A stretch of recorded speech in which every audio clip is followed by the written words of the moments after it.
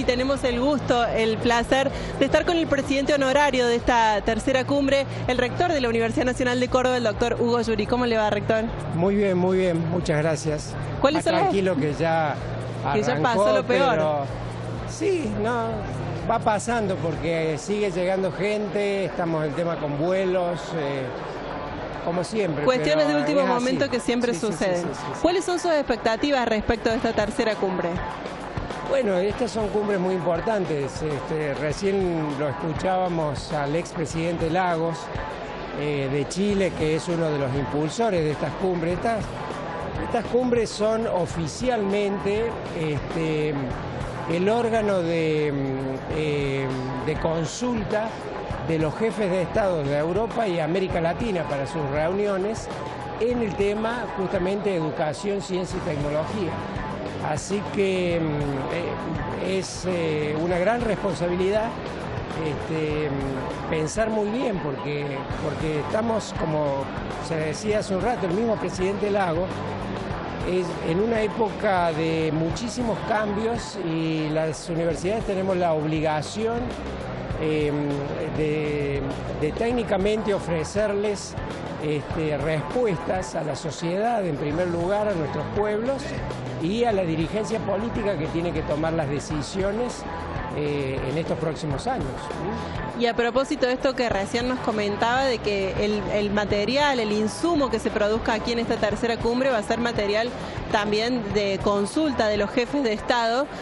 Mañana va a ocurrir algo muy particular porque va a participar el ministro de Educación de Francia, que ha tenido una iniciativa muy particular. A ver si nos puede contar un poco. Sí, justamente el ministro de Educación de Francia, que es un buen amigo de la Universidad Nacional de Córdoba desde hace más de 20 años.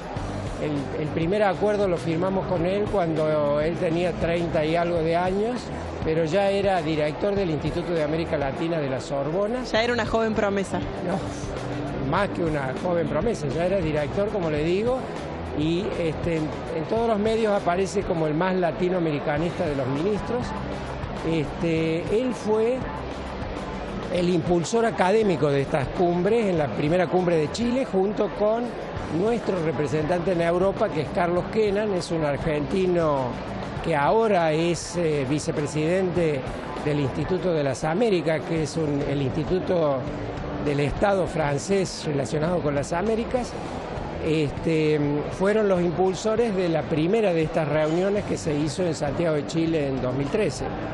Así que este es un proyecto muy caro para el ministro de Educación, pero también visitarlo a la Universidad de Córdoba. Siempre nos ha dicho eso y se van a llevar una agradable sorpresa con la personalidad de este ministro, que es un ministro que viene de la academia, no de las carreras políticas, sino puramente de la academia. Y además que va a visitar la Universidad Nacional de Córdoba en un año muy particular, que es el año en el que conmemoramos los 100 años de la reforma universitaria. Y además van a escuchar una definición que en 4 o 5 minutos hace una definición que yo no había escuchado ni la había hecho yo, ni en nuestro país, ni en el resto de América Latina, sobre el significado histórico de la reforma universitaria de Córdoba. ¿Y el impacto que tenía en sus universidades? El impacto que ha tenido en la universidad, en el mundo, tan significativa quizás como la reforma de Humboldt en la primera década del 1800. Rector Yuri, como para ir cerrando, nos gustaría que hiciera una reflexión sobre la importancia de esta unión birregional. ¿Por qué es tan importante para las universidades latinoamericanas estar cerca de las europeas y al revés?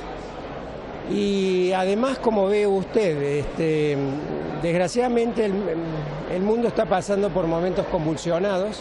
Muchos de nuestros hermanos latinoamericanos, bueno, quizás con razón, ponían más los ojos, especialmente los vecinos, con los Estados Unidos. Incluso México tenía, no sé, 800.000 estudiantes en Estados Unidos. Y estos cambios producidos políticos en los últimos 2 años, con Trump en el gobierno, le han hecho poner a muchos latinoamericanos los ojos más puesto en nuestra región, de vuelta. Y Europa, con España, con el tema de Cataluña, toda Europa con el tema del Brexit, también le hacen poner los ojos en América Latina. Los ojos como del usted mundo. ha escuchado el ministro de Relaciones Exteriores de Rumania, como va a escuchar a muchos representantes políticos de Europa, y hoy el mundo es una combinación de uniones, como es la Unión Europea, pero a la vez de tensiones, de separarse dentro de los países, y es el momento que las universidades tenemos que trabajar para eso, para unir más. Y si nos unimos con nuestros socios europeos que miran a Latinoamérica también como un socio, como un par, vamos a tener mucho más fortalezas, especialmente, digamos, en el campo donde nos estamos dedicando, que es el campo de la educación. Además, no hay que perder de vista que la movilidad estudiantil de docentes, de investigadores y científicos es cada vez más marcada, es una tendencia que va aumentando en el mundo, y quizá esta sea una instancia muy provechosa para ellos. Es que tiene que ser el solo hecho de moverse a otro país, aunque sea un país vecino, le abre los ojos a quien ha viajado, pero también sirve muchísimo para los receptores. Encontrarse con gente con diferentes idiomas, diferentes culturas, diferentes costumbres. Por eso me parecía tan fuera de lugar esa discusión con los estudiantes inmigrantes en la Universidad Nacional de Córdoba, la riqueza que nos traen, además de ser un bien muy valorado tener a alguien que ya tiene el secundario terminado y que hace un enorme sacrificio para venir a estudiar en una universidad, que, tengo que decirlo, la mayoría luego se queda y es un recurso humano absolutamente calificado.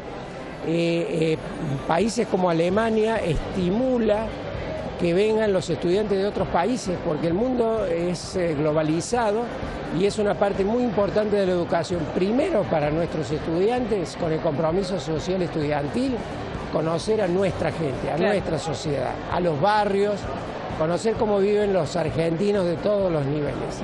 Y en segundo lugar, conocer a nuestros hermanos latinoamericanos y los europeos y todos, globalmente a todos.